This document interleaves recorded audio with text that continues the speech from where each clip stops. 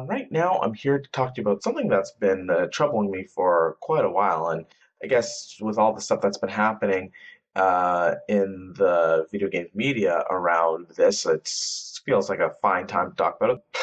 Konami. You know what? At this point, a lot of you may or may not have heard of what kind of craziness has been going on in Konami, but I guess I'll just give you incredibly basic call notes of some of the stuff that's happening.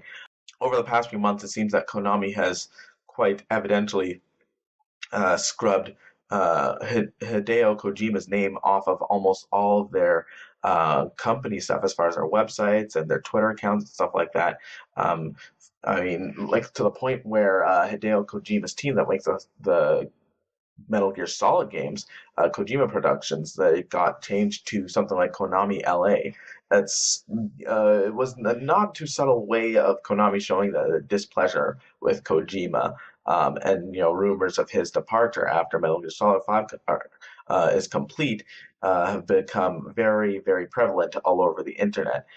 Whether you believe that stuff or not, again, it seems like it's pretty likely that that's happening, especially the way Konami handles controversy.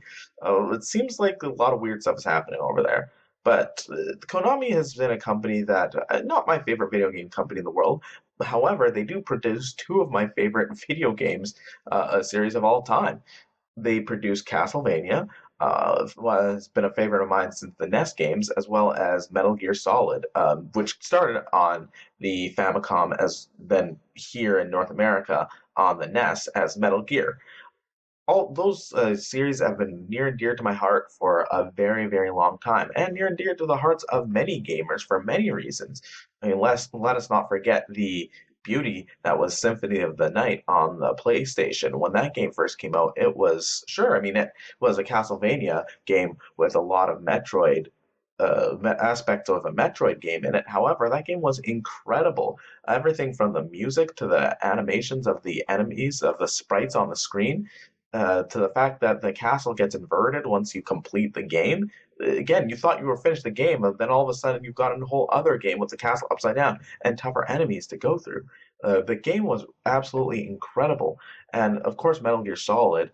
Starting, if you start with Metal Gear Solid, that was released on the PlayStation, also an incredibly revolutionary game as far as cinematic storytelling goes. Again, a lot of people can argue about the demerits of a Metal Gear Solid game, including the fact that the cinematics go on for an incredibly long time, and that the games are pretty messed up as far as their ridiculous overarching storylines go. You probably wouldn't be wrong, but at the same time, those games introduce some incredibly well done aspects of telling a cinematic style story, as well as including aspects of a spy thriller, including aspects of Japanese anime, as well as incorporating really at the time revolutionary stealth gameplay. That series, both those series are very, very well known. However, it seems that Konami is doing some really odd things as far as the way that they're handling those series, as well as I guess video games in general. I mean, it's no secret that but I think it may have been last year that Igarashi, the main guy behind Castlevania ever since Castlevania Symphony of the Night, had left Konami, which was a big surprise to a lot of the fans of the series, but at the same time, kind of understood considering there hadn't been a more traditional Castlevania game since Order of Ecclesia on the DS. Instead, we got the Lords of Shadow series, which is, I mean, calling it God of War clone is a little reductive, but at the same time, it seems fairly accurate. It's more like an amalgamation of about three or four different types of video games all put into one kind of generic game. In any case, Lords of Shadow had come out, and of course, myself, I was pretty disillusioned when I played the demo. I mean, the 3D Castlevania games. Okay, Castlevania 64 and the subsequent sequel slash remake. I'm not really sure what it was. Were not exactly great, but they still had the aspects of Castlevania. It's still kind of interesting. Even the Lament of Innocence and Curse of Darkness. Uh, Both of them on the PlayStation 2 that are 3D game Castlevania games. Not very good, but still fun and still felt like a Castlevania game. This one definitely felt like a God of War game, and it didn't really seem to reflect the Castlevania series. At that point, it seemed clear that Konami wasn't interested in producing the type of Castlevanias that fans expected. Granted, Lords of Shadow, and I think the sequel actually did pretty okay. I mean, the first one obviously did well enough for them to make a sequel, but again, a lot of fans were very, very disappointed. The 3DS game that came out later on was supposed to be more of a traditional Castlevania game, but they really did not do that one that well. I remember playing the demo myself and pretty much rage quitting the second I couldn't destroy Candelabra and get food or money, which, yeah, that's a weird thing in Castlevania, but don't question it. In any case, Metal Gear Solid luckily had been a little bit healthier over the years. However, with the idea, I mean, the fact that Ground Zeroes came out and the fact that the way it did, Metal Gear Solid 5 Ground Zeroes came out, but I guess the game itself is about 2 hours. Granted, you could probably get 8 hours of content out of it, but the game itself came out and it was about $30 or so. Kojima had said in an interview that he didn't really want to release it that way, but he got mandated to do so from Konami because they wanted to monetize that, and also they didn't want to have to wait like 5 years, exaggeration, until Metal Gear Solid 5, The Phantom Pain, came out proper. So that kind of just shows that they're kind of really, really looking to monetize their franchises as quickly as possible. And then, of course, with all the stuff around Kojima being, leaving Konami, leaves a lot of fans worried. And that's not even talking about the fact that Silent Hills, which was introduced to the media in a very interesting way through this game called PT, well, is a playable trailer. But at the same time, when it was released, nobody really knew what it was. However, when the first person playing it on Twitch got to the end and revealed that it was Silent Hills, the internet kind of lit on fire. Starring Norman Reedus from, people love that guy, obviously, from Walking Dead. And of course, Hideo Kojima and Guillermo del Toro working together. I mean, I would love to see the twisted mess of a game that would come out of the minds of those two madmen. I mean, seriously, they're nuts in the best way possible. But of course, then Konami decided to cancel a game. Not only did they do that, but they actually scrubbed its existence. All right, that's again a bit of an exaggeration, but they took down the playable trailer from the PlayStation Store, and you cannot re-download it at all. This is a really fascinating part of gaming history that is possibly the most hopeful and least cynical look at the Silent Hill series for years. It's just gone. If you didn't download it, you can't play it. I feel lucky myself that I downloaded it. I haven't even played it yet. I want to preserve the feeling of whatever the feelings that this game will evoke, because I know that I'll never see the final product of what that game could have been. And that's really tragic to me. Again, going forward with the way Konami has been handling things, I mean, let's just take a moment to acknowledge the fact that Konami as a company is massive and they will be fine. I mean, they make a lot of money from I guess they've got pachinko machines in Japan, as well as all kinds of other products in Japan that they make a ton of their money from. They guess they don't really need the video games department quite as much as some of us may think. I don't know all the numbers, of course, but it's really, really unfortunate because Konami has created such incredible games, and it seems like we're not going to be able to get that for much longer. All I do know is that as a fan, I'm really, really sad at what I feel we will no longer be getting.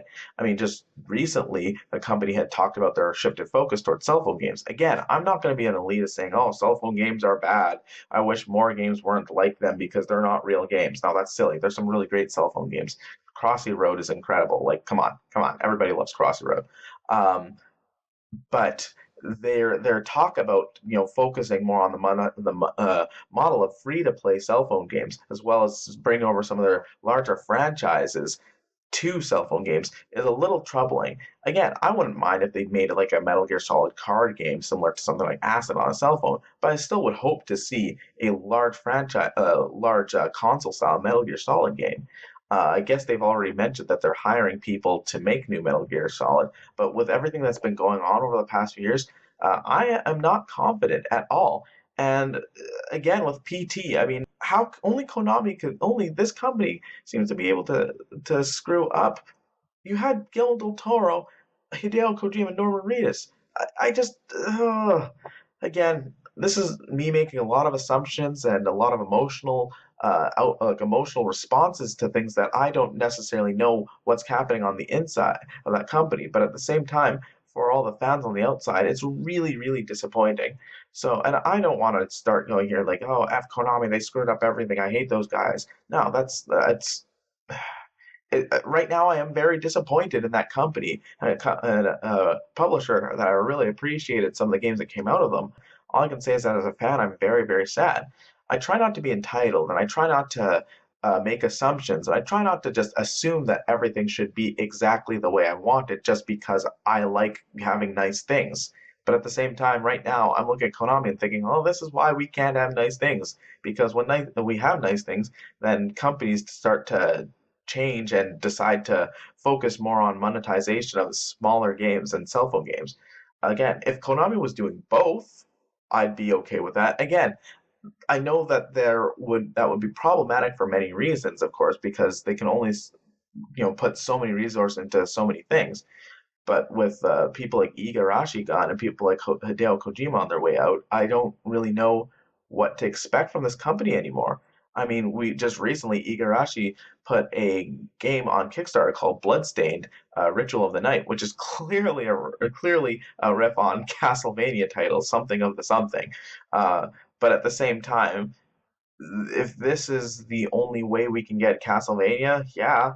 I mean, I know my Bloodborne method of getting Castlevania, I'm okay with, but at the end of the day, and I know again we played so many Metroidvania style games at this point. Do we need another Castlevania?